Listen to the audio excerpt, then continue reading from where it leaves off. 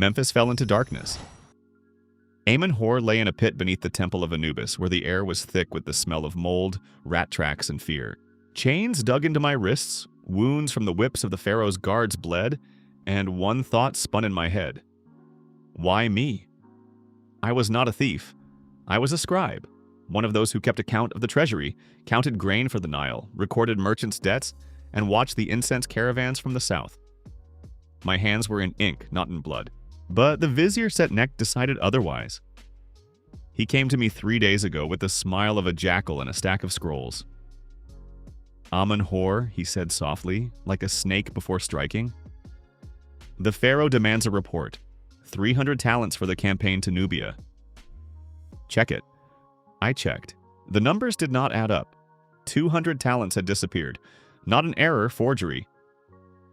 My lord, there is a discrepancy here, I said. His eyes narrowed. Sign it, and that is all. But the truth. The truth? He leaned closer, and I smelled his perfume, incense, and greed. Your sister Merit weaves in the quarter. Good fabrics for the temple. It would be a pity if she were accused of under-delivery. Merit. My younger sister, my only family after our parents' death. Quiet, talented, dreaming of the priest's blessing. I did not sign. The next morning I was seized. The trial at the temple was a performance. The crowd roared. Priests in white linen read the sentence. You stole from the god king. Your ka chokes in the duat. Guards in bronze breastplates with the image of a falcon dragged me to the post. Execution at dawn, public, so that everyone would see the pharaoh's mot. Night brought salvation. The Khamsin, the storm of Set. The wind howled, sand lashed the walls. The guards scattered in panic. A young guard, Kemet, my former neighbor from the quarter, came closer. The chain loosened. I jerked, struck with my elbow, snatched the key, and leapt out into the chaos. Sand beat into my eyes. The wind roared like Jinn from Legends. I ran until my legs gave way near the outskirts. There I fell, and the world went dark. I woke to a voice. Drink or die. Beside me sat a woman of about 30, dark-skinned, with eyes the color of desert khaki, and a cloak of camel wool, and with an amulet of Isis around her neck. Neferu. A Bedouin woman, a survivor of the trails, with a dagger at her belt and a camel behind her. You are a fugitive, she said. The chains are still dangling. I nodded, swallowing water. Yes, leave. The desert does not like the pharaoh's guests, but I saw an oasis. Palms, a spring, ruins of columns, traces of a forgotten temple or outpost. One can live here, I said. Build? She laughed dryly, like the crackle of sand. Alone? Without weapons? You have gone mad from the heat. With your help, no. Neferu fell silent. Her eyes assessed me. Wounds, chains, stubbornness. Madman. But the desert loves such people. Stay. For now. That is how it all began. For 2 days I survived alone. I dug a ditch from the spring to the palms, gathered dates, wove a hut from reeds. Neferu came with salt and water, but did not help, she taught. The desert is not a mother. It is a judge, she said. Show strength and it will give. Show weakness and it will take. On the 3rd day I heard screams. I grabbed a handmade reed spear with a stone tip and climbed the dune. In a hollow were 6 slaves, 4 women, 2 men. Chains on their hands, exhausted with the caravan brands, property of Memphis. Their escorts, 3 bandits with spears, camels, and whips, beat them without mercy. One woman, Tia, fell.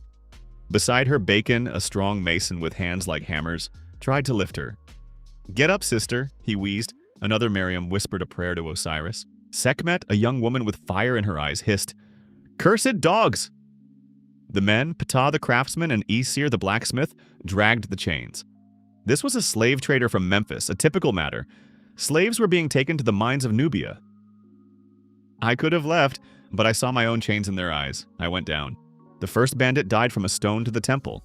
The second from a spear to the throat. The third managed to swing, but Neferu, emerging from behind the dune, threw a dagger into his back.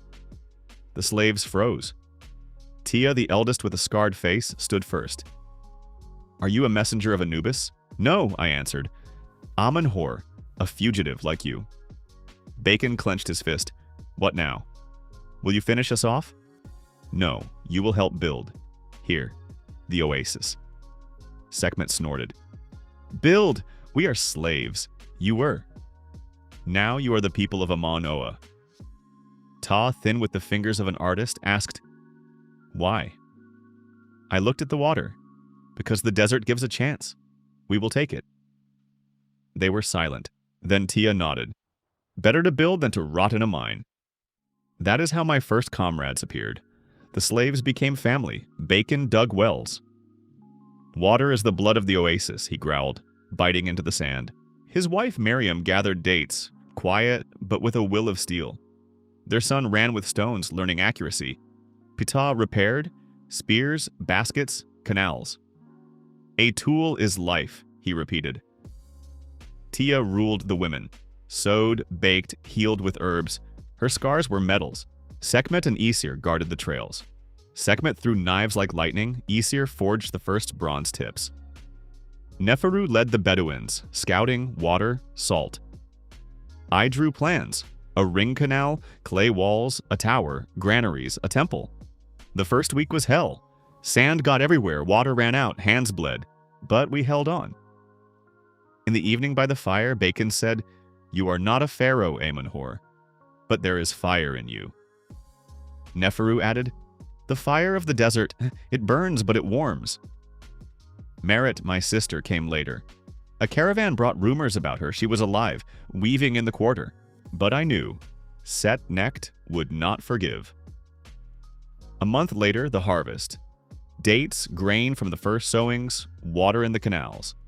A feast at the future temple, flatbread, honey, beer, flutes. Cleopatra Necht, a priestess whom Neferu had brought from the ruins, performed the kepet, the ritual of rebirth. Milk, incense, hymns to Isis. People danced, children laughed. But there were cracks at the feast. Rahotep, a former guard, drank and muttered, The pharaoh is a god. We are rebels. He was supported by Aesir, not to be confused with the blacksmith. Caravans avoid us. Neferu whispered, They are afraid and angry. I called a council. We need legitimacy, a temple, trade. Cleopatra nodded. The first caravan from Dakhla, Mentuhotep, a fat merchant with gold bracelets. Master? He shouted. Amenhor. He examined the walls. The pharaoh's fugitive? Lord of Amon-Oa. We traded. Dates for salt, bronze. The priest Ptahhotep blessed the temple, but warned, the pharaoh knows. Pay tribute. I refused. Rahotep set fire to the granary. We caught him with his henchmen. Bacon broke his arm. Neferu put a dagger to his throat. Trial at the temple. Cleopatra read Ma'at. Chaos is the enemy of Isis. They were banished into the desert without water. But Rahotep shouted, Set-necked will return. He returned. Set-necked came with 100 guards, chariots, archers. Open the gates, he roared. I from the tower, return my sister. The crowd laughed. Assault. Oil boiled, stones flew. Neferu's Bedouins cut the flanks. The chariots got stuck in the sand. Cleopatra sang curses of Set. The sand rose in a storm. Set-necked fell at the gates, his head on the wall. The pharaoh sent an ultimatum. We became 500. Amon-Oa was a legend. But the war grew.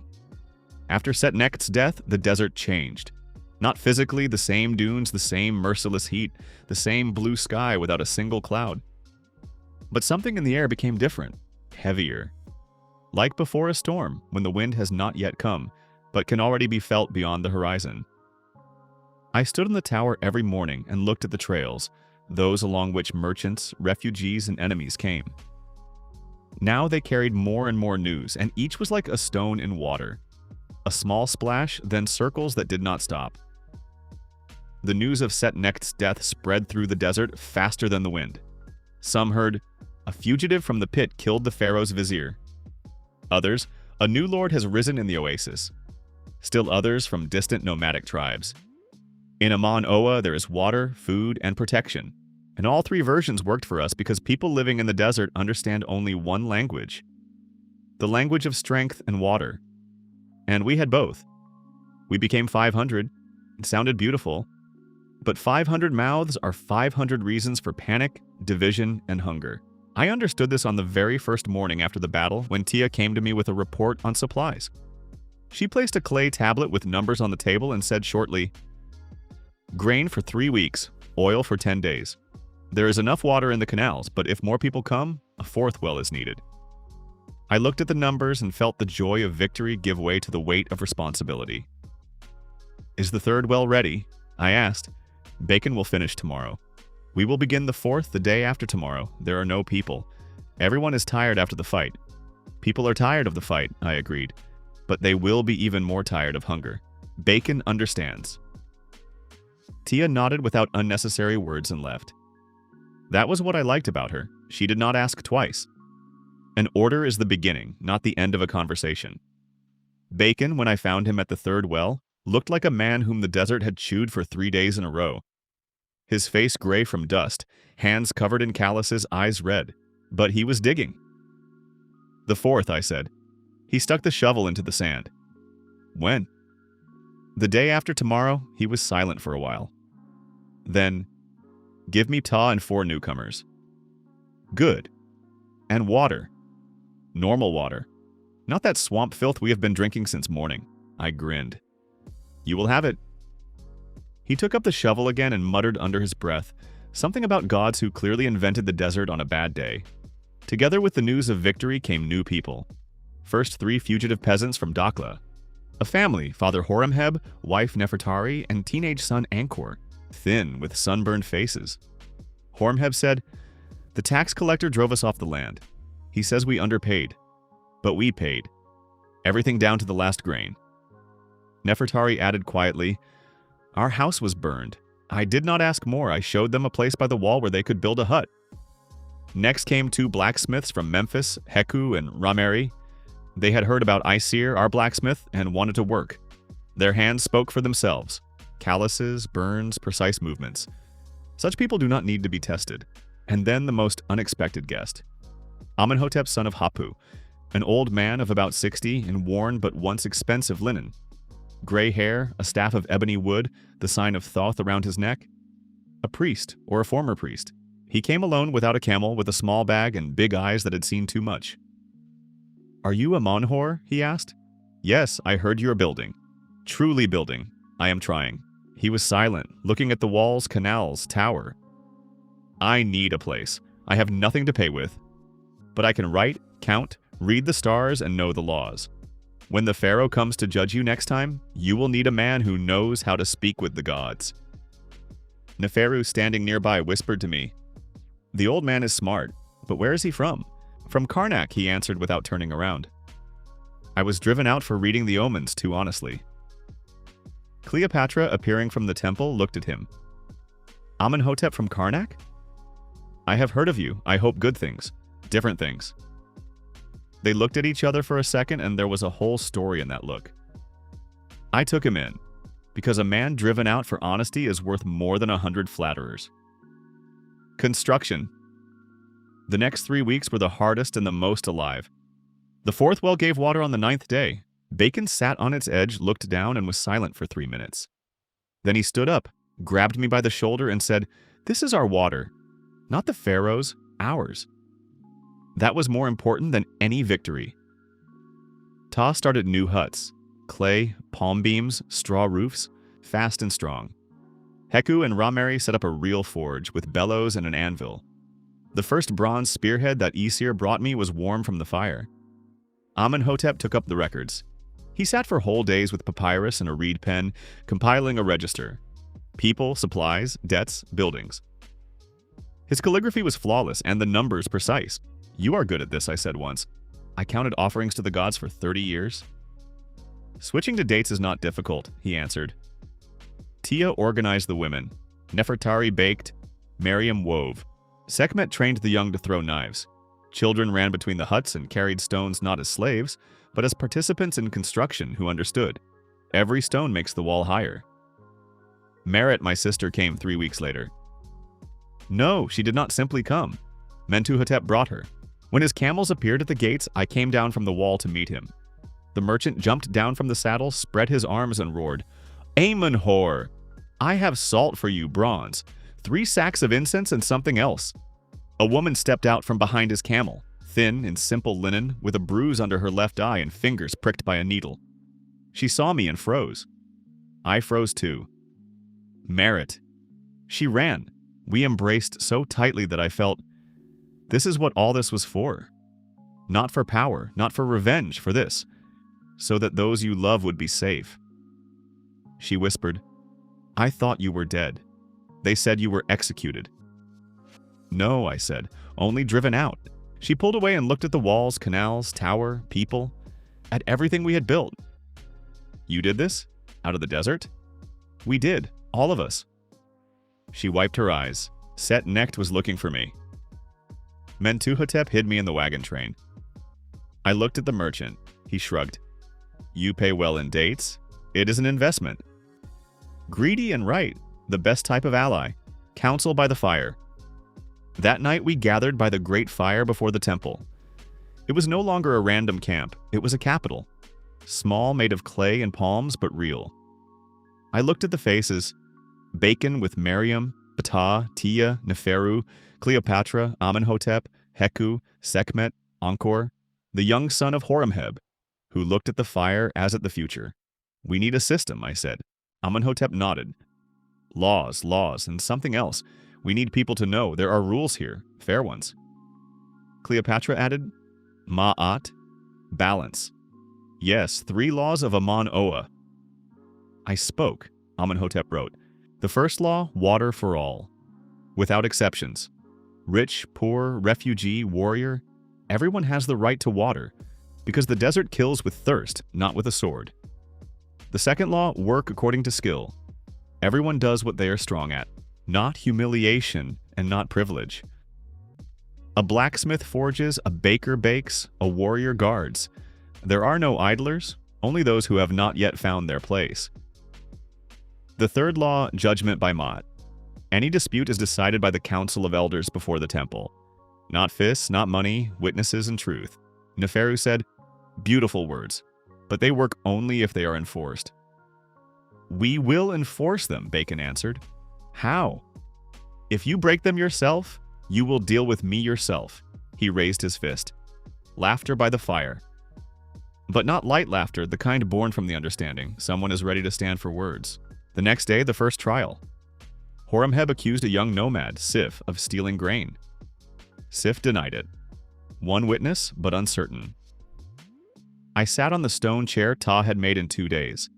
Beside me, Amenhotep with papyrus, Cleopatra with an amulet. I listened to both. Sif, if you stole, admit it. Punishment is a week without ration. If not, say so. He was silent. Then I took it. But I had been starving for 3 days. Horemheb exploded. So stealing is allowed? No, I said. But you are full and he was starving. Why did he not receive a ration? Silence. It turned out, during ration distribution, nomads were given less. An old habit. A stranger gets less. This is a violation of the first law, I said. Sif is guilty of theft. 3 days without ration. But the person responsible for rations is guilty of discrimination. A week of work at the well, both punished, both fairly. After the trial, Amenhotep said, you think like a scribe. You see the system, not the person. Sometimes that is good, sometimes not. A leader must sometimes see the person too. The old man was right, I remembered. In the 5th week, a strange man came to us. At night, without a camel, without water, in a dark cloak with a hood. The guards seized him at the wall. He did not resist. When they removed the hood, a young face, frightened, with the brand of a scribe on the wrist. My name is Horsa, he said. I am from the Pharaoh's palace. The guards tensed. Wait, I stopped them. Speak. I have heard about you. You are Amen-Hor, the scribe whom Set-necht framed?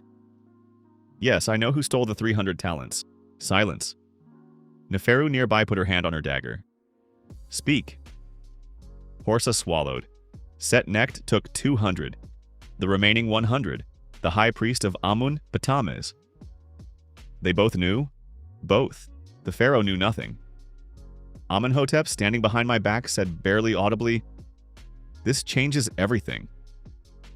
I looked at Horsa. Why did you come to me? Because Toms now wants to remove me. I saw the scroll. I am a witness. What do you want? Protection and justice. I was silent for a minute, then, you stay. We will protect you. But everything you know, you will tell at the council. He nodded. Neferu took me aside. Is this a trap? Possibly. And you accepted him? Yes, why? Because if he is telling the truth, we have a weapon stronger than any wall. A scroll. She was silent, clever, but dangerous. The desert is dangerous. We stayed. Mentuhotep returned a week later with news. He sat at our table, ate dates, drank beer, and spoke with such an air as if he were doing us a favor. The pharaoh is displeased. Setnecht's death is not just the loss of a vizier, it is a blow to authority. Now the southern nomarchs see, the Oasis holds. 2 of them have already asked through intermediaries whether they can trade with Amun-Oa directly. And what did you answer? I asked. That I would ask you a question and take 5% from any deal. 3, 4, 3.5. He laughed, agreed, then seriously, but the pharaoh is preparing a new campaign, not with a vizier, with a general, Horemheb-Ha. A real warrior, not a politician. He will not bargain at the gates. This was important information. I passed it on to the council. Amenhotep read the stars that night for a long time, with papyrus and feathers. At dawn, he said, Mars is rising. War is coming, but Isis stands higher. Cleopatra added, we need a ritual, a great one, so that people see the gods are with us. I agreed. We arranged a great Kepet, a festival of rebirth at the temple of Isis. The whole settlement, 500 people. Cleopatra and Amenhotep conducted the ritual together. The first sacrificial bull, bought from Mentuhotep, incense, milk, Nile water, which one of the traders had specially brought. The fire burned so high that it could be seen beyond the dunes. People sang hymns to Isis, those who knew the words, those who simply hummed in rhythm. Children danced. Bacon embraced Miriam. Ptah played a flute he had carved himself. Sekhmet and Isir stood side by side, and between them was that silence which speaks louder than words. Merit sat beside me. Are you happy? She asked. I looked at the people, at the fire, at the walls. No, but I am living, fully. She took my hand. Mother would be proud. I had not expected that. I clenched my teeth so as not to show tears. Then Amenhotep stood before the fire and spoke. His voice was old, but there was strength in it. We are not gods, we are people. But people who hold together are stronger than any god alone. Isis sees us. Anubis awaits us, but not today. Today, we live and build. The crowd roared. I stood up and said what I had not planned. Amun-Oa is not an oasis. It is a kingdom, our kingdom. And no pharaoh will take the water we found, the walls we raised, and the people we saved. Silence. Then Bacon roared first. Amun-Hor. And 500 voices took it up. It was not a title, not yet. But in that cry there was an oath, the very one that does not need to be written on papyrus. That night, when everyone had dispersed, Neferu approached me. You spoke well, not too grandiloquently? She shrugged. Grandiloquence is when there is emptiness inside. You are not empty. They hear the difference. Then she went into the night, as always without farewells. I remained by the dying fire. Tomorrow the pharaoh's new general would come. Tomorrow the real war would begin. Tomorrow we would need to think about defense, supplies, allies, diplomacy. But today 500 people spoke my name. And the oasis lived. Morning came with the smell of dust and anxiety. I woke before dawn, as always. It had become a habit from the first days in the oasis. The desert lives by its own clock, and whoever wants to understand it must wake before the sun. In the pre-dawn silence, everything can be heard. How sand rustles by the wall, how water splashes in the canal, how a camel coughs at the far end of the stable. Every sound is information. Today the silence was different. Too quiet. I went up to the tower, wrapped in a wool cloak. The sky was only just beginning to brighten in the east, a thin orange stripe above the dunes, like a brushstroke. Neferu was already standing above, looking toward the northern trail. Dust, she said without turning around. I looked where her gaze pointed. On the horizon, still far away but already distinguishable, hung a cloud of dust. Not from the wind, from thousands of feet, hooves, and wheels. Big? Very, she answered. Chariots, infantry, a wagon train? I would say about 1,000, maybe more. I was silent for a minute. 1,000 warriors against our 500, of whom at most 150 were real fighters. The rest were peasants, craftsmen, women, children. Good people, loyal, hard-working, but not an army. Will they reach by noon? I asked. By mid-morning, if they march without halts. Then we have 3 hours. I came down from the tower and woke the entire council.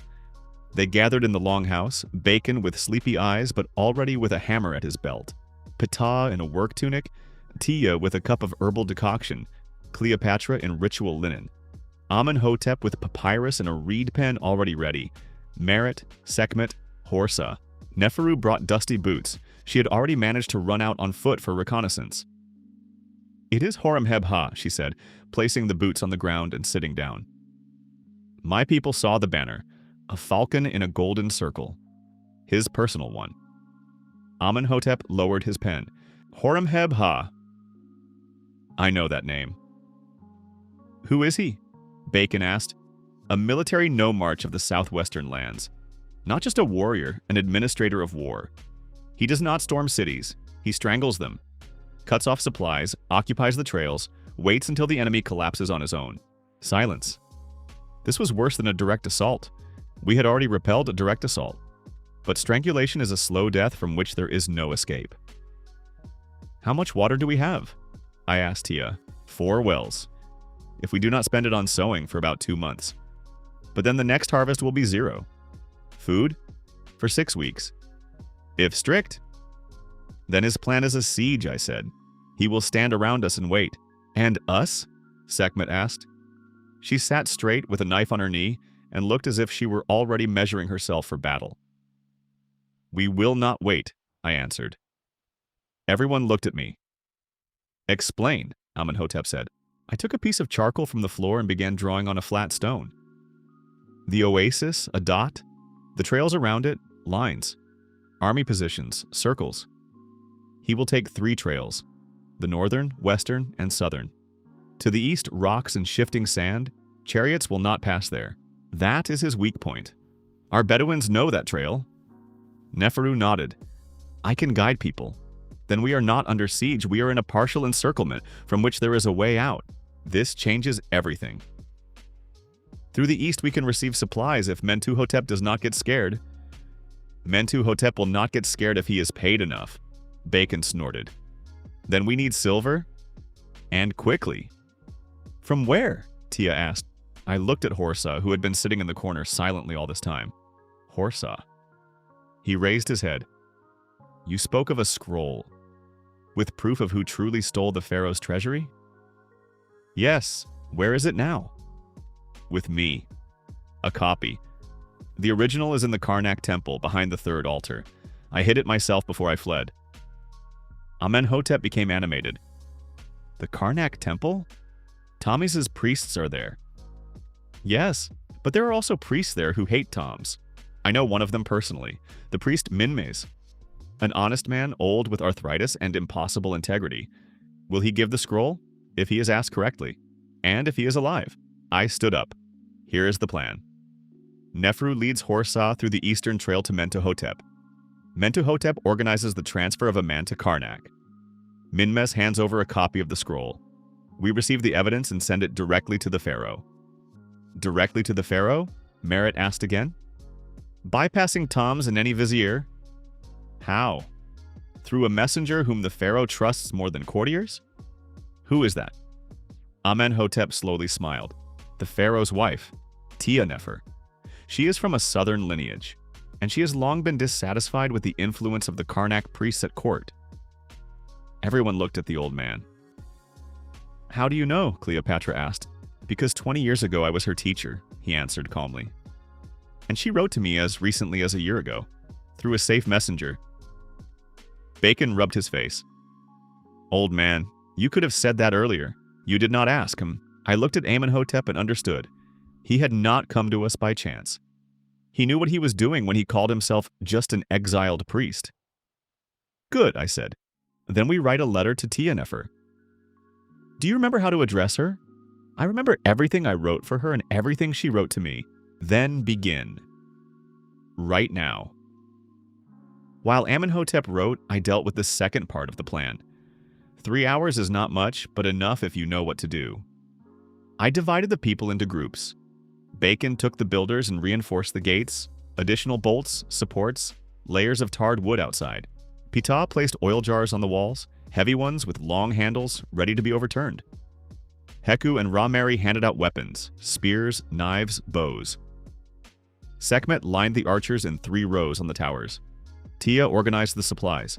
Grain was moved to the central storehouse, water to reserve basins, herbs, and linen bandages for wounds to the hut by the temple. Cleopatra performed a quick ritual at the gates, sprinkled the thresholds with water from the Nile, lit incense, murmured words of protection. It was not magic in the literal sense, but people saw a priestess speaking the words of the goddess, and their shoulders straightened. Fear did not go away, but it mixed with something else, stubbornness. Merit asked me for a minute before I climbed the wall. Will you not lie down? She asked. At least for an hour. No. You did not sleep all night. I will sleep tonight, if you survive. Merit. What? Stop saying if. She squeezed my hand, not gently, firmly, like a person who is afraid but does not show it. Go, she said. I went. Horemheb-Ha appeared at our walls at the moment when the sun had risen high enough to shine straight into the eyes of those standing in the north. It was an army, a real army of the pharaoh, not Set-Necht's hastily gathered detachment, but a regular force with chariots, archers in leather armor, infantry with large rectangular shields, and standard bearers. The general himself rode in front. Horemheb-Ha was not at all what I had imagined him to be. I had expected a loud warlord with golden breastplates and shouting. Instead, I saw a calm man of about 50, on a black horse, in simple leather armor without decorations. Bald, sunburned, almost black, with a face on which there was neither rage nor a smile. Just cold assessment. He looked at our walls the way a builder looks at someone else's masonry, professionally, searching for weaknesses. He stopped at arrow flight distance and was silent for a long time. Then he said, not shouted, but exactly said calmly, as if addressing one person. Amenhor, I have heard of you. I stood on the wall. Horemheb-Ha, I have too. Then you understand what will happen. You will set up camp on 3 trails and wait until we die of hunger. He nodded slightly. Or until you open the gates yourself. Did a third option not occur to you? Which one? That we will neither die nor open them. He looked at me for a long time. You fought well against Set-Necht. But Set-Necht was a politician. I am not. I can see that. Then think quickly. You have until sunset. He turned his horse and rode back to his men. The army began setting up camp. Neferu stood beside me. Smart, she said quietly. Yes, he will not storm right away. No, he will apply pressure. Then we need to act before he tightens the ring. Exactly. Sekhmet's night raid. Sekhmet proposed the plan before sunset. She came to me directly without prefaces. Their wagon train stands by the northern dunes. Without guards, only 3 sentries and 2 slaves. I saw it myself through the rock. How do you know? I went out. Through the eastern trail, went around over the stones. I looked at her. It was a risk. Risk is needed. Their wagon train is food, oil, arrows, ropes. If we burn the wagon train, they will lose supplies for a week. It is not victory, but it is time. Bacon immediately said, I am going. No, Sekhmet stopped him. You are too big. You can be heard a verst away. Bacon was offended. I am quiet, like a camel in a forge. Ptah laughed. Bakan kept silent because arguing with the truth is pointless. Sekhmet took 4 people, 2 young Bedouins of Neferu, the blacksmith Isir, and the teenager Angkor, who had volunteered himself and knew how to walk over stones silently like a cat. I gave them oil and leather waterskins and 3 firestones.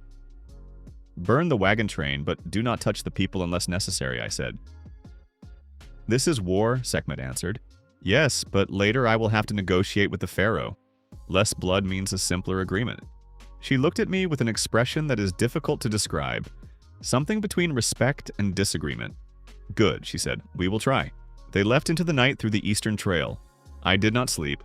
I sat by the wall and listened. Amenhotep sat beside me with the letter to Tia Nefer, which he had just finished. He reread it quietly, moving his lips. Is it written well? I asked. It is written perfectly, he answered without unnecessary modesty. I know what she likes to hear, but not flattery. She hates flattery. Truth presented with dignity. What did you write? That her husband, the great Pharaoh, has been deceived by those he trusted. That the true thieves are set-necked and tames. That the man who was sentenced in absentia for their crimes built a kingdom in the desert, one that holds water, feeds refugees, and honors might. And that if the Pharaoh recalls the army and grants a trial, this man will bring evidence and stand before the throne. I was silent. You wrote that I will stand before the throne? Yes, that is a bold promise. Great promises make great men. Or destroy them. We shall see. At that moment, in the north, it flared. Orange fire shot up over the dunes, short, bright, like a cry in the night. Then another, and another. The army camp exploded with shouts. I stood and watched the fire. Sekhmet had done her work. Dawn after the fire, Sekhmet returned before dawn, dusty, with a burn on her left hand, pleased. 3 carts with oil, 2 with grain, 1 with ropes and arrows, she reported. Everything? People? 2 guards ran immediately. The third tried to stop us. Aesir laid him down with a blow to the head. Alive, just sleeping. Slaves? She was silent for a second. We took them with us. 4, they asked themselves. I nodded. Good. 4 new people in Manhwa. I was not even surprised. Our oasis attracted people as naturally as it attracts water in the desert. Bacon examined Sekhmet's burn, cursing the gods and the fire. Tia brought ointment from aloe and linen oils. Sekhmet winced, but did not complain. Ankur, the young son of Horemheb, sat in the corner with wide-open eyes. It was his first raid. His father looked at him with an expression in which pride and horror were mixed. Are you all right? I asked the boy. Yes, he said. Only my hands are shaking. That is normal. If they do not shake, it means you do not understand what you are doing. He nodded and clenched his fists, trying to calm down. By mid-morning, Horemheb-Ha sent a messenger. A young officer, clearly nervous, stopped before the gates and shouted, "The general offers negotiations, without weapons, 1 person from each side." I turned to the council. Neferu shook her head. Bacon crossed his arms. Cleopatra was silent. Amenhotep said, "Go. It may be a trap. Horemheb-Ha is not one of those who trap through negotiations. That is not his style. He lost the wagon train and wants to understand whom he is dealing with. Are you sure?" No, but this is the only chance to buy time for Horsa and the letter. I went out. We met between the wall and his camp, just 2 men on the sand, under the morning sun. Horemheb-Ha was without guards. So was I. Only a dagger at the belt, more a habit than a threat. He looked at me for a long time before speaking. You burned my wagon train. My people burned it. Yes, smart. Forced. One does not exclude the other, he said. I have fought for 20 years. I have seen everything. You do not look like a rebel. What do I look like? An administrator? One who can wage war. Is that a compliment? It is an observation. You built a system here in a year. Water, walls, laws, court. Random bandits do not do that. No, I agreed. That is done by people who have nowhere else to go. He was silent. The Pharaoh wants your head. The Pharaoh wants to restore his reputation. That is different. The general narrowed his eyes slightly. The difference? If you kill me, the desert will get a martyr. That is worse for the Pharaoh than a living fugitive. Every refugee, every peasant whom a tax collector has robbed will remember the name Amun-Hor as a symbol. The dead cannot be silenced. A long pause. The wind raised dust between us. You are offering a deal, he said. I am offering a possibility. If the Pharaoh has proof that the true thief is his own vizier and high priest, he does not need my corpse. He needs a trial and the restoration of Ma'at. Words. Soon there will be scrolls. Horemheb-Ha looked at me with the expression of an experienced man who was used to not trusting, but knew how to listen. How much time do you need? 2 weeks. He sighed. I will give you 5 days. Then an order is an order, 5 is little, 7. I cannot do more. I have a superior too. For the first time in our conversation, I almost smiled. 7 days, I agreed. We parted. I returned behind the wall and immediately called Neferu. 7 days. Horsa must be at Mentuhotep's by tomorrow evening. She was already in her boots. We leave in an hour. When the sun was setting, I stood on the tower and looked at the army camp. 1,000 men, fires, tents, the smell of boiled meat. Horemheb-Ha somewhere there, reading reports or looking at the stars.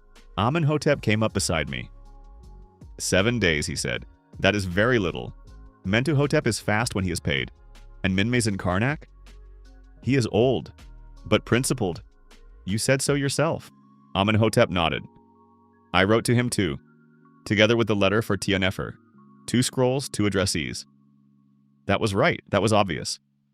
We stood in silence. Below, Bakan checked the gates. Tia handed out supper. Merit carried water to the temple. Sekhmet trained young archers by the wall.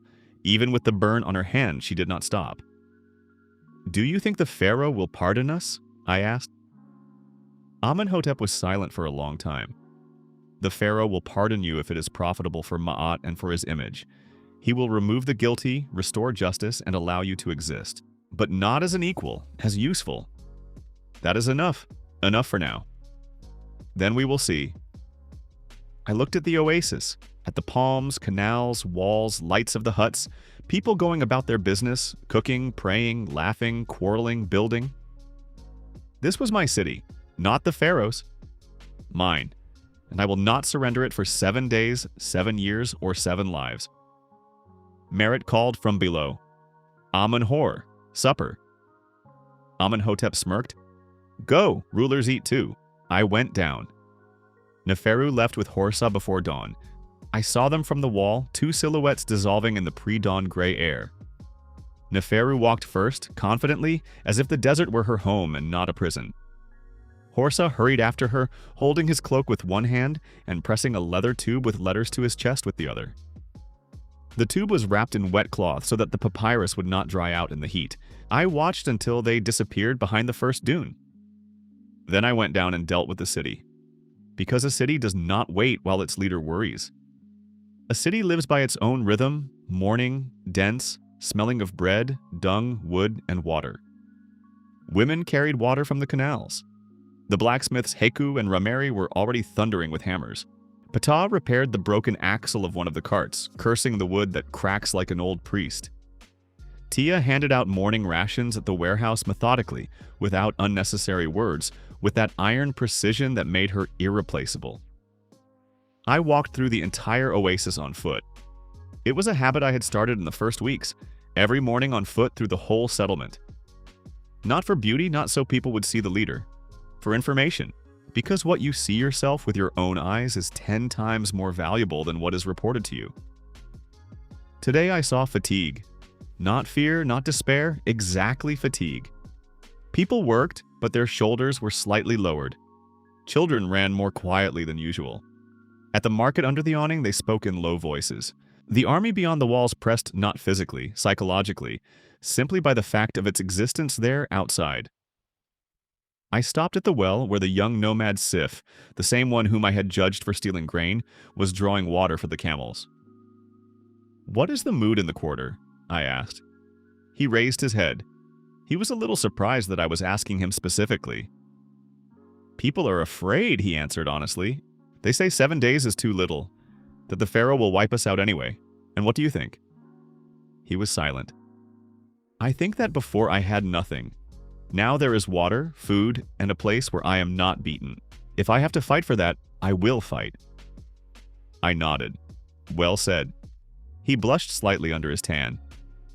I went farther. Amenhotep sat by the temple. Before him on the ground were spread papyri, fortification plans, supply registers, lists of people. He had been working since morning, as always, with that speed which is deceptive. It seems the old man barely moves, but by noon he is ready what would take a young man a day. A problem, he said without lifting his head. What kind? We have a spy. I stopped. How do you know? He finally lifted his head and looked at me over the papyrus. Because last night someone lit a small fire on the eastern wall. 3 flashes, then put it out. It is a signal. To whom? Either to the army or to someone behind the army. Did you see it yourself? No, Miriam told me. She could not sleep feeding the child. She saw it from the hut window. I sat beside him on a stone. A spy. Inside. The first reaction was rage. The second, cold calculation. We cannot raise the alarm, I said. I know. If the spy feels that we know, he will leave or do something rash. Then we observe quietly. Exactly. I have already asked Sekhmet. She agreed. I looked at the old man. You decided everything before me? I suggested options, he corrected gently. You decide, then yes. Sekhmet observes, quietly. No arrests until it is clear who. Amenhotep nodded and returned to the papyrus. On the second day, the unexpected happened. Enemies did not come to the gates. People came. A family of 5, husband, wife, 3 children. From Dakhla, where the new tax collector had taken the last grain. Behind them, 2 old people from an abandoned nomad camp. Then a young priest from a small temple on the trail, which the general's soldiers had destroyed when setting up camp. 11 people in all. Horemheb-Ha's army stood on 3 trails, but let refugees pass because the general was smart. He knew that refugees would eat up our supplies faster than a siege. Tia came to me with a face on which a dilemma was written. Do we let them in? Yes, we have supplies for 6 weeks. Every new mouth shortens the time. I know, we let them in. Why? I looked at her. Because if we begin closing the gates before refugees, we will become what they are fleeing from. And because every new person is hands. And we need hands. Tia was silent for a moment. Good. But then strict accounting is needed. The new ones do not receive full rations immediately. First half until they prove they work. Fair. And let the priest help Cleopatra. 1 priest is an extra mouth. 2 priests are already a temple. I grinned. You are right. She left and I thought, Tia is one of those people without whom cities do not exist. Not leaders, not warriors, but those who count, organize, and do not let the system fall apart in the little things. The market under the awning that day was alive despite the siege, despite the anxiety. Horemheb and Nefertari traded flatbreads. Rameri sold bronze hooks for camel harness. Nomads exchanged wool for dates. I walked among the people and listened. They say the Pharaoh will send another army, one woman whispered to another. They say Karnak already knows about us. They say Amenhor wrote a letter to the Pharaoh himself. The last was true, but how did they know? I looked around. A young priest stood nearby, the one who had come that morning. He looked at me with interest. Are you talking about the letter? I asked him directly. He was not embarrassed. I heard a conversation by the well. The old scribe was speaking with the priestess, Amenhotep. Yes, he said, the letter is gone. Now we wait. I sighed inwardly. Amenhotep knew how to keep silent about what mattered and speak about what was no longer important to hide. Apparently, he had decided that the rumor about the letter was useful, that it would lift spirits. Perhaps he was right. What is your name? I asked the priest. Harry Chef, servant of Khnum from the small temple on the trail. Khnum, the potter god. Who shapes people from clay? Yes, he said with a slight smile. I think he would like you. You also shape people out of the desert. I looked at him more closely.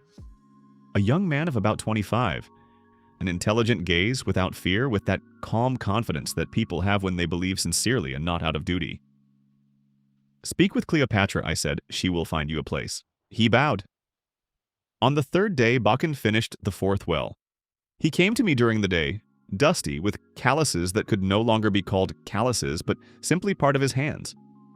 He placed on the table a flat stone with scratched lines, a diagram of the well and canal.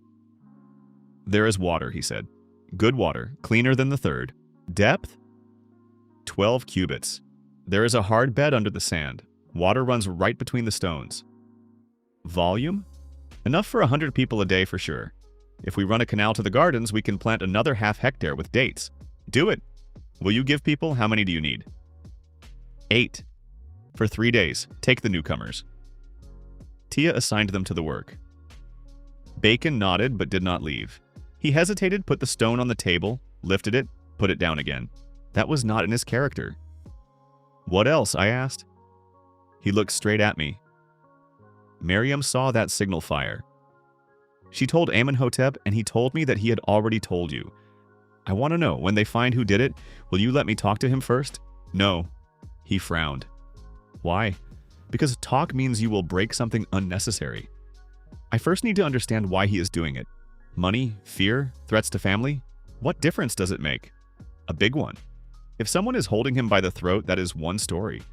If he sold himself willingly, another. Bacon looked at me for a long time. Then, sometimes you think too much. Sometimes that is useful. Sometimes, he repeated with emphasis. But he agreed. Sekhmet came on the fourth day early in the morning while the market had not yet opened. She entered without knocking, put a clay lamp on the table, and said, "Found him." I raised my head. Who? Ren Nakht, one of the newcomers. He came 2 weeks ago with a group of refugees from Memphis. Said he had been a merchant ruined after the Pharaoh's tax. Said? Merchants do not do this. She placed a small leather pouch beside the lamp. I opened it. Inside were 3 silver rings, a plate with a seal, and a strip of papyrus with tiny writing. I took the papyrus and read it. It was a report. Brief, clear, professional. Number of people, supplies, location of wells, names of elders. Date 3 days ago. He had managed to send 1 report before he was found out. Where is he now? I asked. Working with Ta, repairing wheels. Did you watch all night? Both night and day. He passed the message through a boy, that same nomad who goes for water to the eastern wall. The boy is innocent. They simply gave him a coin to take a note to a friend. Does the boy know? No. I intercepted the last note before he reached the wall. I looked at the papyrus. Good. Take him quietly. No noise, no scenes at the market. To the temple. Will you speak yourself? Yes. An hour later, Ren Nakht sat before me in the temple of Isis. Cleopatra stood by the altar. Amenhotep with papyrus at the wall. Sekhmet at the door. Ren Nakht was about 40 with an ordinary face, gray eyes, nothing special. It is precisely such people who become good spies. He looked at me without panic. Only fatigue. Do you know why you are here? I asked. Yes. Who sent you? Silence. Ren Nakht. You are in the temple of Isis. A lie here has a price. He looked at the altar, at Cleopatra, at the amulet in her hands. Tommy's, he said. The high priest of Amun. Personally? Through an intermediary, a man in Memphis. I was given silver, a legend, and a task. Get into Amun Owe, watch, report. Have you been working for him long? 3 years. Do you have family? He clenched his teeth. A wife and daughter, in Memphis. Tommy's holds them? A pause. Not directly, but he knows where they are. That is enough. Amenhotep quietly whispered to me. Like gear. I nodded. The same story in different worlds. A man broken not by greed but by fear for those he loves. What have you already managed to pass on? I asked. 1 report, before the interception. What was in it? Number of people, supplies, wells. Nothing about plans and letters, because you did not know? Because I did not have time to learn.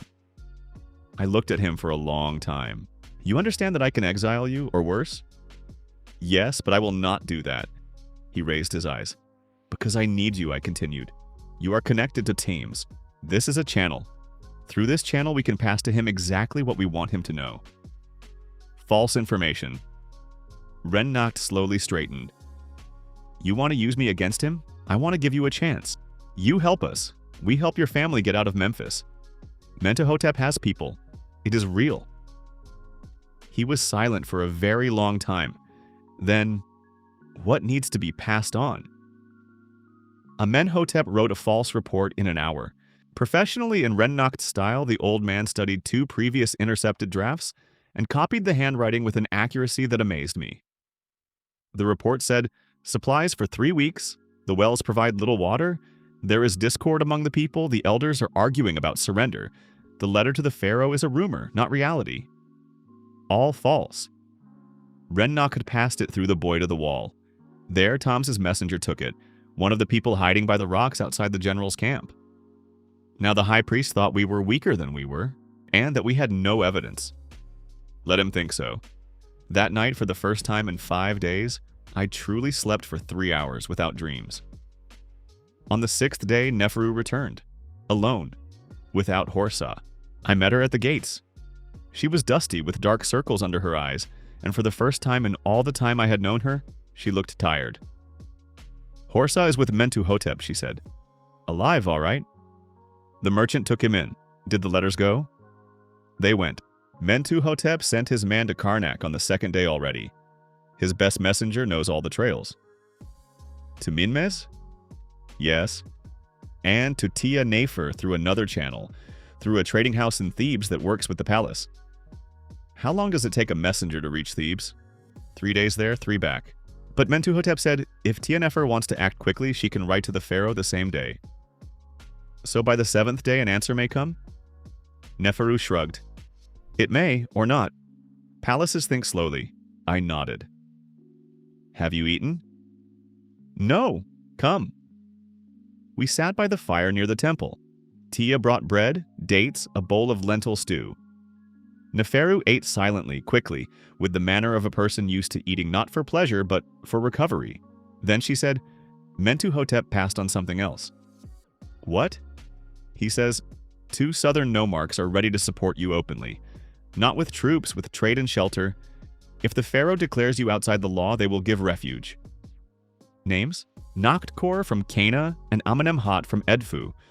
Both have long been dissatisfied with Ptolemy's. Amenhotep, who had approached unnoticed, sat beside us. This is important, he said. 2 nomarchs are a political shield. If they openly trade with Amen-Oa, the pharaoh will think twice before crushing us by force. Because then he is crushing not just a fugitive, he is crushing part of his own administrative structure. Answer them with agreement, I said to Neferu. Already answered, she said. In your name. I looked at her. You answered in my name? Would you have agreed? Yes. Then what difference does it make? Amenhotep laughed quietly. The 7th morning came quietly. I again stood on the tower, which had already become my usual place for reflection. The sun rose slowly, red. Horemheb-Ha's army stood on the trails, disciplined, silent. The smoke from their fires rose evenly. At noon, the general was supposed to come for an answer.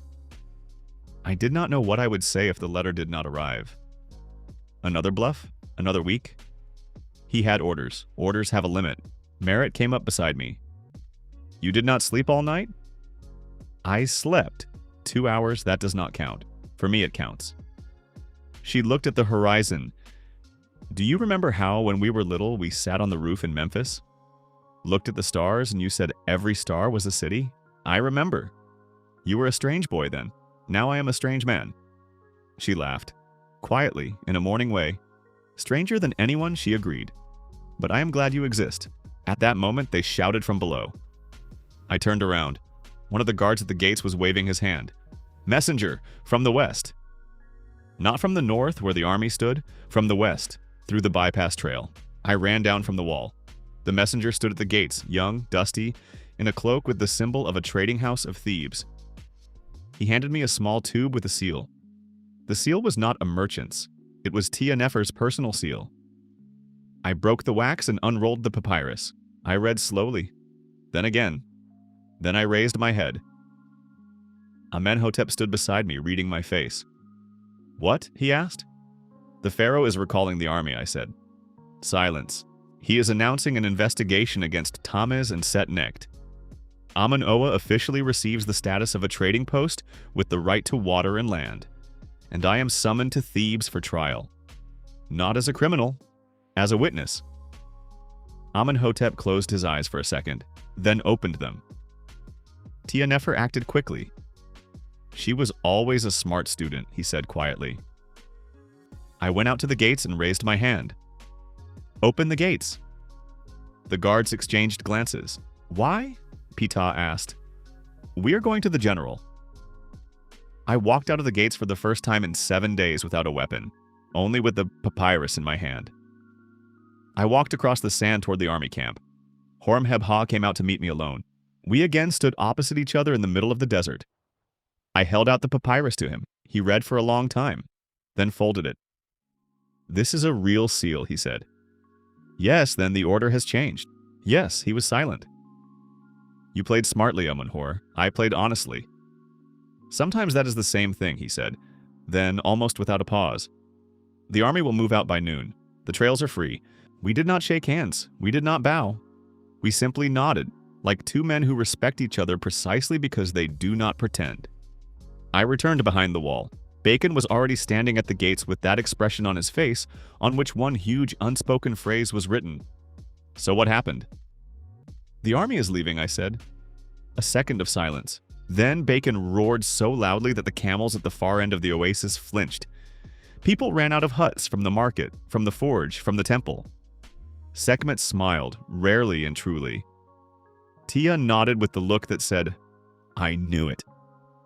Cleopatra whispered a prayer to Isis. Merit hugged me from behind and said nothing. She just held me tightly. Amenhotep stood beside me and watched the army break camp. You won a round, he said. Only a round. Yes, now Thebes, the trial, Ptolemais. This will be harder. I know. Are you ready? I looked at the oasis, at the people who were laughing, hugging, crying, at the walls we had laid with our hands, at the canals Bacon had dug with curses and stubbornness, at the temple where Cleopatra and Harry Chef were already lighting incense in gratitude. No, I answered honestly, but that does not matter. I am going anyway. Amenhotep nodded. The right answer. I was leaving at dawn. Not because it was beautiful, simply because in the desert the most dangerous crossing is made before the sun rises high. After noon, the sand burns so much that skin cracks and water leaves faster than one can drink it. Dawn is the only time when the desert gives you a head start. But before I went out beyond the gates, I walked around Amun-Oa once more. It was not a ritual and not a farewell. I did not intend to die in Thebes. It was a habit. That same morning walk I had started in the first weeks. To look at everything with my own eyes, to feel the pulse of the place. But today the walk was different. Today I looked not for information, but for memory. 4 wells. Bacon had built them from scratch, with swearing and calluses, with faith that water was stronger than sand. They worked quietly, reliably, like the heart of the city.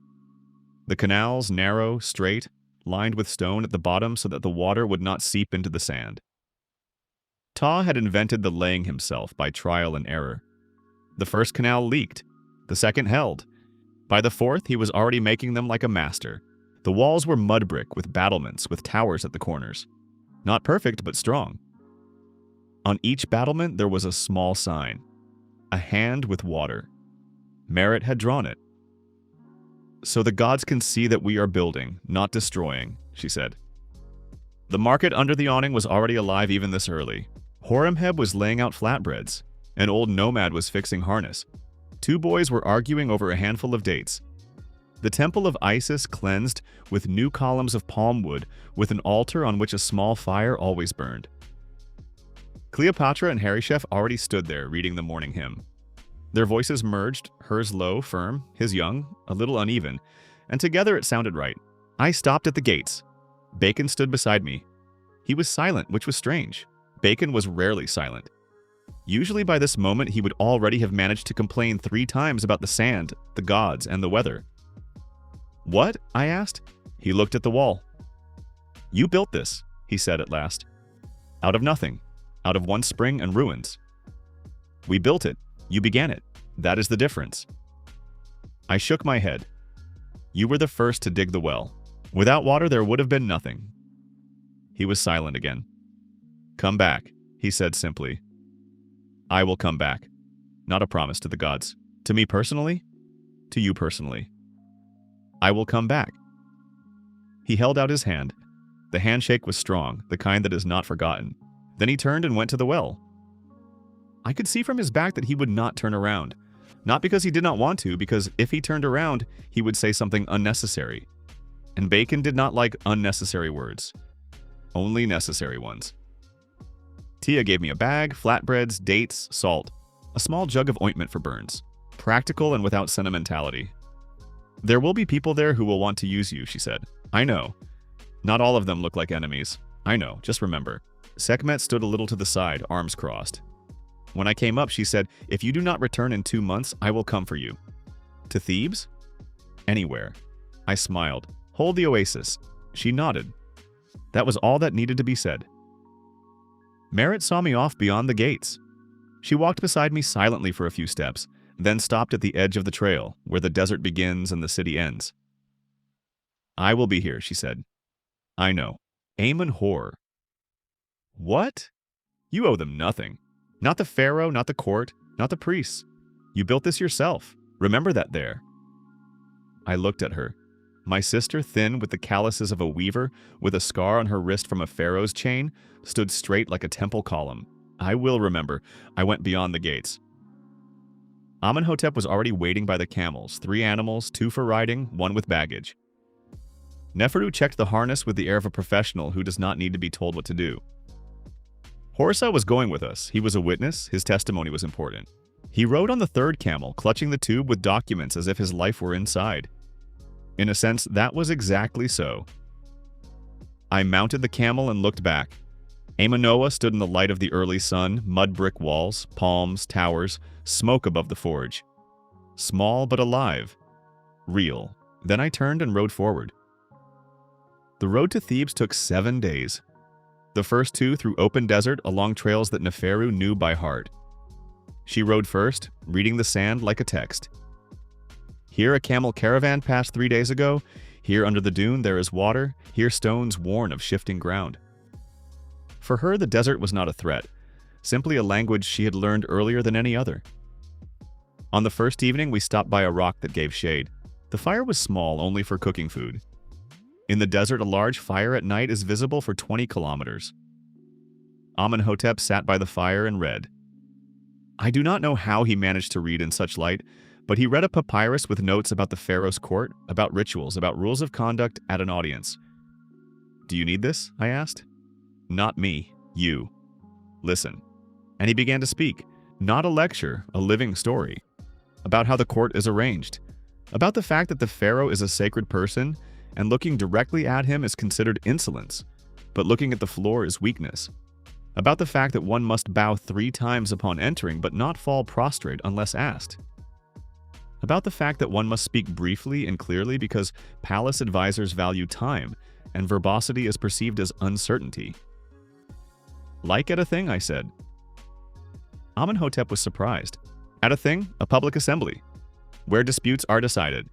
It is important to speak publicly, briefly, with dignity. How do you know? I read. When I was a scribe. Did you read a lot? Everything that came my way. He was silent. That is good. People who read a lot do foolish things less often. Although, he added with a smile, sometimes they do foolish things more intricately. Neferu snorted. Horsa was silent almost all evening. He was nervous, understandably. A man who fled from the palace carries evidence against the high priest and is riding back. For that one needs either courage or despair, or both. I sat down next to him. How are you? I am afraid, he answered honestly. That is reasonable. Is a leader not supposed to calm people? Say that everything will be fine? A bad leader says that. A good one gives reasons not to be afraid. We have a reason. The scroll, 2 letters, testimony, 2 no marks behind us, and Amenhotep, who knows the court better than most courtiers. Horsa looked at me. And if that is not enough, then we will think on the spot. But I am not going there in order to lose. He nodded. He did not fully calm down, but something in his shoulders lowered. On the 3rd day, the desert changed. The sand became less loose, stony plains began, rare acacia bushes, traces of caravans. It was a busy route between Dakhla and the Nile. By the evening of the 3rd day, we saw the first Nile Canal. Water. Real Nile water. Green, slow, smelling of silt and life. I stopped the camel and looked at it for a minute. Amenhotep rode up beside me. Have you not seen the Nile for a long time? He asked. Since the night I fled Memphis. How does it feel? Strange. Too much water after the Oasis. He laughed. Wait. Thebes will be even stranger. Thebes opened before us at dawn on the 5th day. I expected a big city, but what I saw was more than a big city. It was another dimension. Memphis, where I had grown up, was huge by the standards of the lower quarters, noisy, dense, with bazaars and ports. But Thebes was different. The bank of the Nile here was built up so tightly that houses stood one behind another like teeth. Temples rose above the city like mountains, with pylons 30 cubits high, with rows of sphinxes at the entrance, with obelisks that burned gold under the morning sun. Markets ran along the bank in an unbroken ribbon. Hundreds of boats on the Nile. Thousands of people already in the streets. Porters, merchants, priests in white, soldiers with spears, women with jugs, children with fish. Noise, smell, life. I felt small, not weak, exactly small. Like a man who had lived a long time in his own world and suddenly stepped outside and saw how large the rest of the world was. Neferu rode beside me. "Have you been here?" I asked. "Once. Long ago. I prefer the desert." "Why?" "Because in the desert you can see the enemy." "Here, no." That was said precisely. Amenhotep took the initiative from the moment we entered the city. He knew where to stay, a small house in the western quarter, belonging to an old copyist who owed him an old favor. A quiet place without unnecessary eyes. Exactly what was needed. The owner, a small bald man named Uwahen, opened the door, saw Amenhotep, and stared at him for a long time. "You are alive," he said at last. Obviously, the old man answered, "I heard you were killed. You heard wrong. Will you let us in?" Uwahen let us in.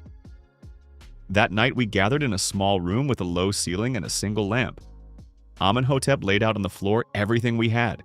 Tia Nefer's letter with her personal seal, a copy of the scroll with evidence of the theft, Horsah's testimony written in his own hand, letters from the two nomarchs Nakht Kor and Amenemhat confirming their support. This was our arsenal.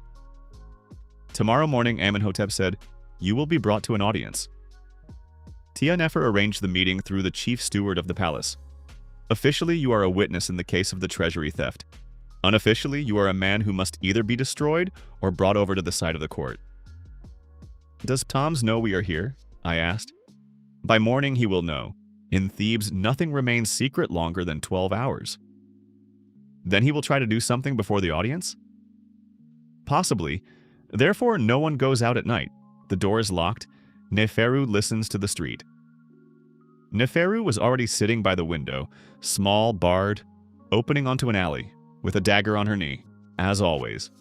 Horsah asked, "If Ptolemies wants to remove me before the trial?" "Then you will be alive only because we are here," Amenhotep answered without unnecessary diplomacy. "Encouraging," Horsah muttered. "But honest." I looked at the scrolls and thought, Ptolemies was smart. That meant he would not go for a crude murder. It was too noticeable. He would try to discredit. He would tell the pharaoh that the scrolls were forged. He would say that Amenhotep was senile, that I was a dangerous rebel using witnesses as cover. For this, he needed one thing, to speak first. "Amenhotep," I said, "can Tia Nefer arrange a meeting with me before the official audience?" The old man slowly raised his head. "It is difficult, but possible. Early in the morning, before Toms has time to report to the pharaoh." "You want to speak with the pharaoh's wife personally?" "I want her to tell her husband the truth before the priest tells lies." Amenhotep looked at me for a long time. "You think politically, I think like a scribe. The one who submits the document first shapes the perception of the others." The old man nodded. "Uwahen knows Tia Nefer's messenger. We will try." "Try now, at night." Amenhotep stood up, adjusted his cloak, and went out into the room to Uwahen. I remained with Neferu and Horsah. Neferu looked out the window. "Are you ever afraid?" I asked her. "Constantly. It does not show. That is because I do not show it. Fear does not disappear if you show it. It only spreads to others." I looked at her. That is wise. That is practical. Difference. Horsah suddenly said, "I want to return to the Oasis. After all this."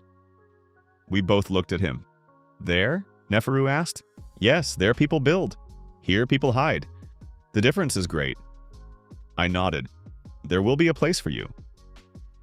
Amenhotep returned after a quarter of an hour. Uwahen sent the messenger. "Tia Nefer will be waiting for us in her garden courtyard before dawn." This is a breach of etiquette, but she is ready. She was always decisive. We go now. Yes. The garden of the pharaoh's wife's palace was small by palace standards, and enormous by the standards of everything I had seen in the last year. A pond with lotuses, palms, stone paths, lamps on posts, the smell of jasmine and incense, the silence that exists only where it is guarded intentionally. Tia Nefer waited by the pond. She was older than I expected, about 45, in dark linen without ornaments. A beautiful face, but not ceremonial, the intelligent face of a person who thinks a lot and rarely says everything she thinks. Lively, assessing eyes. When she saw Amenhotep, something in her face trembled very briefly, almost imperceptibly. "Teacher," she said quietly. "Student," he answered. They did not embrace, they simply looked at each other for a second. Then she shifted her gaze to me. "Amenhor." "Great lady. Amenhotep wrote to me about you, but I wanted to see for myself." "What did you want to see?" "A man, not a legend. Legends are listened to, men are helped, direct and precise." We sat by the pond, she, I, Amenhotep. Neferu and Horsa remained at the entrance. I spoke briefly, as Amenhotep had taught, without unnecessary words, with facts, with respect. I told about Set Necht, about the scroll, about Ptolemy's, about what had been built in Amon-Oa. I did not ask for pity, I laid it out. She listened without interrupting. When I finished, she was silent. The pharaoh already knows part of it. My letter reached him yesterday evening. He was thoughtful. "Is that good or bad?" I asked. "The pharaoh's thoughtfulness is an opportunity. Rage is not. Then we have a chance. Ptolemy's will try to discredit the scrolls." "I know. Therefore this morning, before the audience, the pharaoh will receive a second scroll. Mine, in which I personally confirm the authenticity of the transferred documents and ask for a fair trial." "You are taking a risk." "I have been taking risks for 20 years living at this court," she answered without a shadow of complaint. "This is simply another risk," Amenhotep said softly. "You grew wise." "You were a good teacher," she answered just as softly. We left before dawn, morning of the trial. The audience began at the 3rd hour. The pharaoh's hall was enormous, columns that 4 men could encircle, a ceiling so high that it seemed like the sky, walls painted with scenes of victories, gods, and hunts. On the throne at the end of the hall, a figure in the double crown. I walked, remembering every word of Amenhotep. 3 bows upon entry, gaze directed into the space between oneself and the throne, arms along the body. Thomas stood by the right column, tall, dry, with a white staff. When I entered, he looked at me with that cold emptiness found in people who have long decided that the lives of others have no value. I looked straight at him. He narrowed his eyes slightly. The audience began. Ptolemy's was given the floor first by rank. He spoke smoothly, confidently. "Fugitive, rebel, forged documents, dangerous precedent, threat to moiety." Each word had been polished by years of palace practice. Then I was given the floor. I took the only papyrus I carried with me, the original copy of the scroll with Minmas's signature from Karnak. "Great Pharaoh," I said, "I have not come to justify myself. I have come to deliver the truth." I placed the scroll before the steward. "This is a record of the theft of the treasury. Signed by the chief keeper of the Karnak archive, Minmay. 200 talents went through the account of the vizier Set Necht, 100 through the personal account of the high priest of Amun." The hall became quiet. Thomas took a step forward. "Forgery!" "Minmes is alive," I answered. "He can be summoned." A pause. The pharaoh raised his hand. Everyone fell silent. He looked at the scroll, then at me, then at Thomas, and said one word, "Minmes." The steward nodded and went out. Thomas turned pale. I stood and looked straight ahead. Amenhotep was right. The desert was simpler than the palace. But now, in this enormous hall, with the smell of incense and cold light through the high slits in the ceiling, I felt the same thing I had felt at the walls of Amon-Oa on the night before the siege. Not certainty, readiness. And that is sometimes more important. I continue the final part, about 4,000 words in living text without cuts. The hall froze. It was that special silence that happens only in large rooms when hundreds of people simultaneously stop breathing at full strength. Courtiers by the columns, scribes by the walls, guards with spears at the entrance. All of them looked at the same center. At the pharaoh, at the scroll before the steward, and at Thames, who still stood straight, but already with that whiteness in his face that appears in a man when the ground beneath him begins to split. I stood in the middle of the hall and waited. This was the hardest part, Not battle, not siege, not negotiations with a general. Exactly this. To stand and wait when everything has already been done and nothing more can be added. Only to be here and keep my back straight. Amenhotep stood behind me, slightly to the right. I felt his presence as support, not physical, but the kind given by a person standing beside you who knows what he is doing. Tommy spoke again, quieter but harder. Great Pharaoh, this man uses the name of a respected archivist as a shield? Menemes is old and ill? He could have been forced, deceived, frightened? A man who built an illegal settlement in the desert and killed the Pharaoh's envoys is capable of any lie. The Pharaoh did not answer. He looked at the scroll with an expression that said nothing outwardly, but inside obviously worked very actively. I said evenly, Menemes can be asked personally. If he lies under the Pharaoh's gaze in the presence of the gods, then judge me. If not, judge the one who calls an honest archivist a liar. Ptolemy's looked at me. There was no hatred in his gaze, only cold calculation. He was recalculating the options right before my eyes. I saw it as clearly as I had seen the movement of Horemheb-Ha's army on the horizon. After a quarter of an hour, Menemes was brought in. The old man was exactly as Horsa had described him. About 70, with arthritic fingers, bent, with a face like dried papyrus, many wrinkles, but each clear. 2 servants led him under the arms. He walked slowly, but when he raised his head and looked around, there was such clarity in his eyes that it was impossible to doubt his mind. He saw Tom's and stopped for a fraction of a second, then moved on. The steward asked him whether the scroll had been written in the Karnak archive and whether his signature was genuine. Menemes answered without pause. Yes. I personally recorded the movement of the sums. I kept the records for 12 years in the hope that a day would come when they could be handed where they belonged. He raised his eyes to the Pharaoh. That day has come. The hall became quiet again. Ptolemy's made his last attempt. The old man has lost his mind. His words were dictated by those who brought him. I demand that the documents be checked by the priests of Amun. By priests who serve you, I asked. Several courtiers by the columns exchanged glances. It was a risky question, almost insolence. But there was truth in it, which the hall felt physically. The Pharaoh finally spoke. His voice was even without shouting, but with that weightiness found in people accustomed to each of their words having consequences. Bring Horsa. Horsa entered the hall like a man who had made a choice and was now going to the end. It was visible in his step, not confident, no, but steady. Like a man on a rocking ship who has learned to keep balance not through immobility, but through constant small corrections. He bowed 3 times, as required, and stood before the steward. He was asked about what he had seen and heard. He spoke evenly, without embellishment, naming dates, sums, names.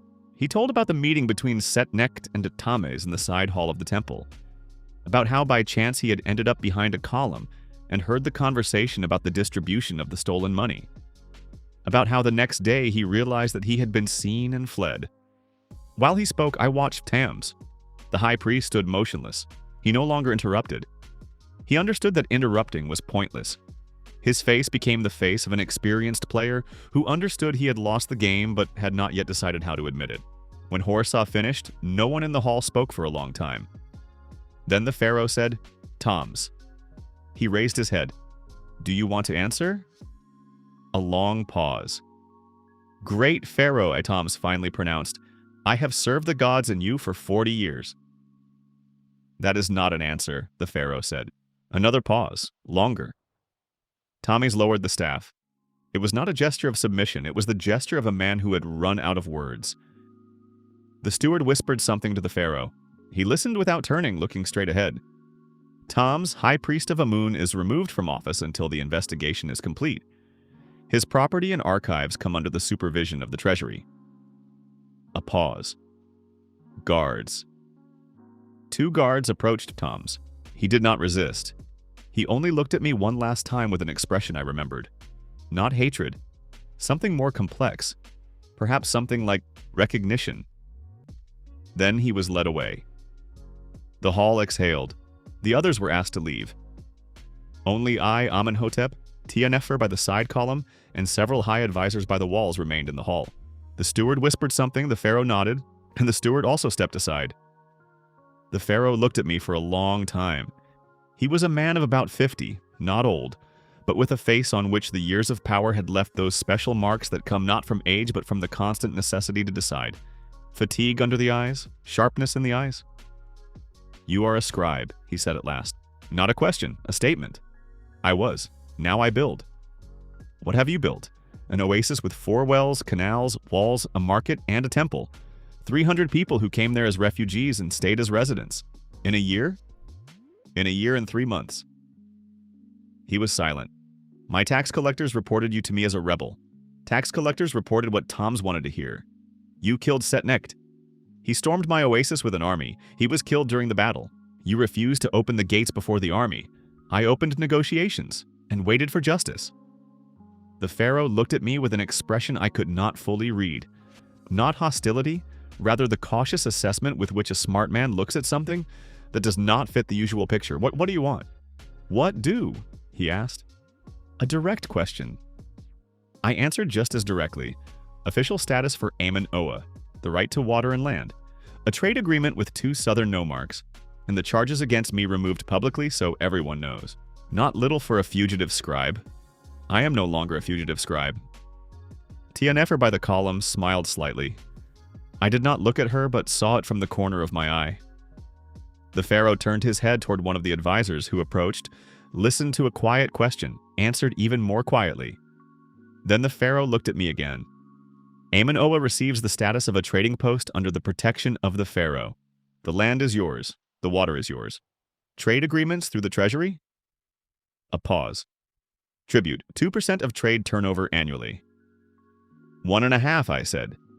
The advisor by the wall raised his head. The courtier beside him opened his mouth. The pharaoh's face did not change. 1.5%, he agreed. And you personally answer for order on your trails. Robbers, pirates, fugitive slaves, all of this is your zone. Accepted. The charges are removed. The decree will be signed today. He raised his hand, a signal that the audience was over. I bowed 3 times and stepped back. After the hall. In the corridor behind the hall, Amenhotep stopped and leaned against the wall. I thought he felt ill, but he simply closed his eyes for a few seconds, then opened them. "You bargained with the pharaoh," he said. "Yes.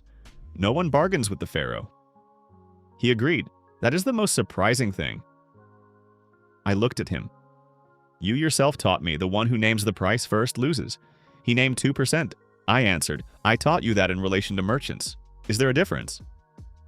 Amenhotep looked at me for a long time, then quietly laughed, truly from surprise. "No," he said. "There is no difference." Tia Nefer came out through the side door. She stopped beside us, folded her hands. "You made an impression," she said. "A good one? Ambiguous. The pharaoh is not used to people who object to him." I did not object.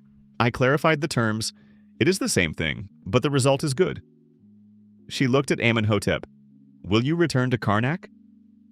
"No," he answered simply. "There is nothing more for me there. My place now is in Amon-Oa." Something in her face trembled again. That same brief, almost invisible reaction as at the first meeting in the garden. "Take care of yourself, teacher. Too late to start." She smiled and left lightly like a person who had done what she wanted and was satisfied with the result. Horsa stood by the corridor wall and looked at the floor. "It is over," I said to him. He raised his head. "What is over?" "Your testimony has been accepted. You are an official witness of the pharaoh. Ptolemy's is under guard. Nothing threatens you anymore." He exhaled as if he had not breathed for several hours. "And my family? Mentuhotep is already working on it. By the time we return to the oasis, your wife and daughter will be there." He covered his face with his hands. I did not say anything. I simply waited. Then he lowered his hands and said hoarsely, "Thank you. You came to us yourself. This is your decision. You could have not accepted me. I could have. But we are building a place for people who made the right choice. You made the right one." Nefru came up from behind and said businesslike, "We move out tomorrow morning. No point sticking around in Thebes longer than necessary." The last night in Thebes. That night I did not sleep until late. Not from anxiety, but from that strange state that comes after great tension, when the tension has already been released, but the body has not yet understood it and continues to stay ready. I sat in the small courtyard of Uahin's house. Above my head, the Theban sky, thickly sown with stars. The smell of the Nile came from the east, silty, alive, unlike anything else. Amenhotep came out and sat beside me. We were silent for a long time. It was a good silence, the kind that happens between people who do not need to fill the pause. Then he said, "You are thinking about the Oasis?" Yes, about what exactly, I thought. About the fact that now everything will change. Before, we were outside the law. It is strange, but that gave us the freedom to do things our own way because there was nothing to lose. Now we are official. That means rules, inspections, tribute, treasury scribes. And that worries you? A little. I do not want Amon-Oa to become an ordinary trading post.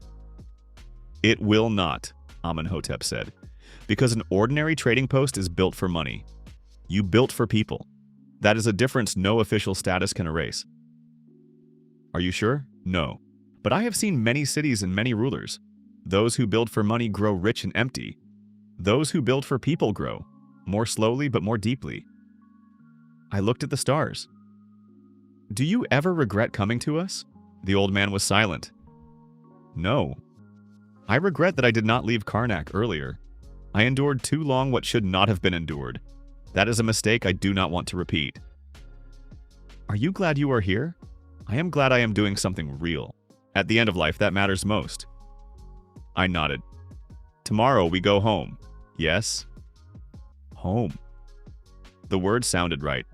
The road back seemed shorter. Not because the path had changed, the same dunes, the same stony plain, the same smell of dust and acacia. But something inside was different. When you ride with a heavy burden, the burden presses. When you return with an answer, the same path feels different. Neferu rode first, as always. On the third day, she suddenly stopped at the top of a dune and turned around. Look, I came up beside her. On the horizon, a thin strip of green. Palms, our palms. Horsa, who rode up after us, said quietly, "There it is." Amenhotep narrowed his eyes. The walls have grown. Bacon did not waste time. He never wasted, I answered. We descended from the dune and moved forward. The gates. The guard on the tower noticed us first. I heard him shout something inside. Then again, louder. By the time we reached the gates, half the oasis was already standing there. Bacon came out first, as always, big, dusty, with a hammer at his belt. He looked at me, then at Amenhotep, then at me again. Alive, he said. I promised. No army, no Batamis, under guard. The decree? Signed? He was silent for a second. Then he turned to the people behind the gates and roared so loudly that the nearby camels shied away. They have returned with the decree. What happened next is difficult to describe in order. People ran out of the gates, shouted, grabbed our hands. Sekhmet appeared from the crowd, looked at me with that squint of hers and nodded once, shortly, as if putting a seal. Tia stood at the gates with her arms crossed and with a smile I had never seen on her before, broad, real. Cleopatra and Harishef came out of the temple. Cleopatra raised the amulet of Isis. Harishef whispered something, a prayer or simply words of joy. Merit. She did not shout. She did not run. She simply stood at the gates and looked. I climbed down from the camel and came up to her. I came back, I said. I knew, she answered. How? Because you do not know how to lose. I laughed. Truly, for the first time in a very long time. She took my hand and dragged me inside. Come, Bacon has been preparing a feast for 3 days already. 3 days? He was sure you would return with victory. I did not argue. The feast was real. Not a modest celebration by the fire. Real, with long tables, with food enough for everyone, with beer and date wine, with music and lights, with children who ran between the tables and dragged away dates. Horsa sat beside a young woman and a little girl, his wife and daughter, whom Mentuhotep had managed to transport to the oasis 3 days before our return. He almost did not eat, only held their hands and sometimes looked at them with such a face that those sitting nearby turned away out of delicacy. Ren Nakht, the former spy, sat at the end of the table quietly, not claiming a place in the center. He had worked well in recent weeks, and Sekhmet told me she trusted him exactly as much as necessary. That was enough. Mentuhotep, who appeared the day after our return with a caravan of salt and bronze, sat beside Amenhotep and argued with him animatedly about something, with gestures. Amenhotep argued back, no less animatedly. I did not hear the subject, but both looked pleased. Neferu sat at the edge of the table, ate silently, watched the people. I sat down beside her. Are you all right? Yes, just looking. At what? She was silent. At what came of it? A year ago there was only a spring and strangers' bones here, now this. I looked where she was looking. Did you think about this when you found me by the water? No, I thought, a strange man, he will die by morning. Almost guessed right. Almost, she agreed, and added quietly, good that I was wrong. I raised a jug of date wine. To Amun-Oa. She raised hers. To the people of Amun-Oa. That was more correct.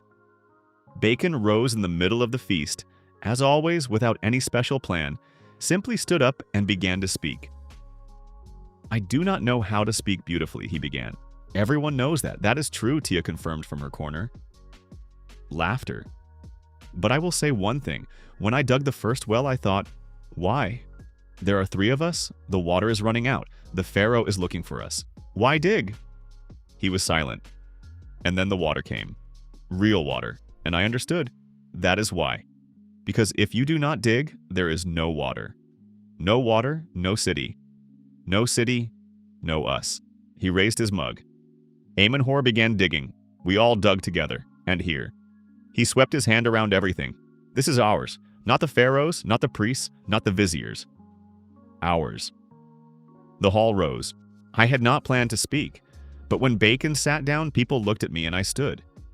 Amenhotep once told me, those who build for money grow rich and empty. Those who build for people grow. I looked at the faces, Bacon with Miriam, Tia, Sekhmet, Ptah, Cleopatra, Harishef, Horsa with his family, Ren-Nakht, Neferu, young Sif, the teenager Angkor beside his father. New people whose names I had not yet remembered, but whose faces had already become part of the place. We are growing, I said. That was all that needed to be said. Morning after the feast. The morning came quietly. The market opened as always. Horemheb with flatbreads, the old nomad with harness, children with dates. Bacon went in the morning to see how the new canal to the western garden was going. Ta was repairing something by the forge, whistling. Tia handed out rations. Cleopatra opened the temple. Amenhotep sat at his permanent place with papyri. I sat down beside him. What are you reading? Writing. A register. New people, new buildings, new agreements. Already? Since morning. Order begins with records. I looked at him. Amenhotep? Yes, did you ever think you would end up here? He put down the pen. I thought I would die in Karnak among scrolls that no one reads. A pause. That would have been a pity. A pity. Here my scrolls are read. That is the difference. Neferu came up and placed before us 2 jugs of water and a bowl of dates. Breakfast, she said. You cooked? Amenhotep was surprised. No. Tia cooked. I brought it. That is progress too. She snorted and left. I took a date and looked at the oasis. Walls, canals, towers, temple, market, forge, storehouses, gardens, people. A year ago, one spring and ruins. Now a city. Not perfect, not rich, not great in the sense in which Thebes or Memphis are great, but alive, real, built by the hands of people who had nowhere else to go, and therefore decided to build where they stood. Merritt brought me a cloak. The mornings were still cool. What are you thinking about? She asked. About what comes next. And what will come? I looked east where the desert stretched beyond the horizon, endless, harsh, beautiful. More people, more water, more walls, new trails, new alliances, new enemies, probably. Sounds exhausting. Sounds like life. She laughed and went to the loom. I remained sitting. Amenhotep wrote. From afar came the sound of Bakan's hammer. Closer, Sekhmet's voice, already training archers. Even closer, the smell of fresh bread from Nefertari. Everything in its place, everything alive. It was enough. For today. And tomorrow, build again.